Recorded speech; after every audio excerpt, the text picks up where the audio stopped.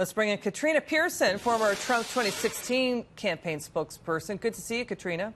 Great to be here, Liz. You know, Katrina, you remember this. Even Democrat Senator Chuck Schumer called out Hillary. He said, you know, take responsibility for your loss. Here's what he told Washington Post, quote, when you lose to somebody who has 40% popularity, you don't blame other things. You don't blame Comey or Russia. You blame yourself. People did not know what we stood for, just that we were against Trump. What is Hillary gaining from this?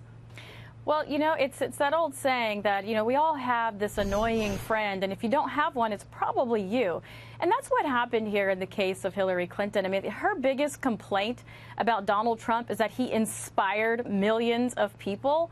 Then what does that say about you? And it wasn't just white Americans, as the left, and the media like to push, but we're talking about, you know, 5 percentage points of black Americans that didn't support her, that actually came out and turned out for President Trump. All those Latino Americans that turned out and supported President Trump. And that is because he did inspire millions of people. He turned blue states red because he ran a campaign on the economy, bringing back jobs, having people keep more of their money, draining the swamp and the corruption that lies right here in D.C.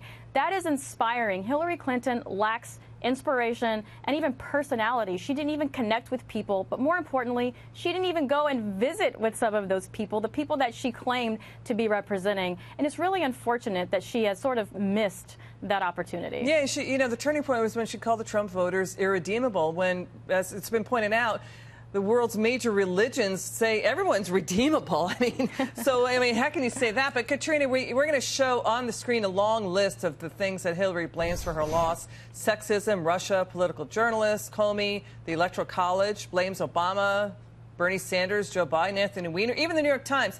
But Katrina, what's missing here is that debate scandal with Donna Brazile cheating on her behalf at CNN. Why do you think that's missing from the book?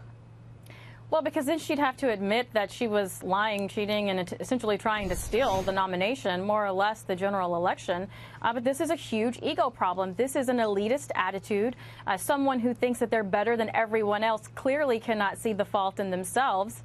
So, of course, she's going to continue to point fingers. Everyone knows that she was the problem, with the exception of herself, which is probably why booksellers have now slashed the price of her book, because they've already seen it all. They've seen the finger pointing. They've seen the blame game. They've seen the name calling. So now you can just get it all on paperback for less than $19.99.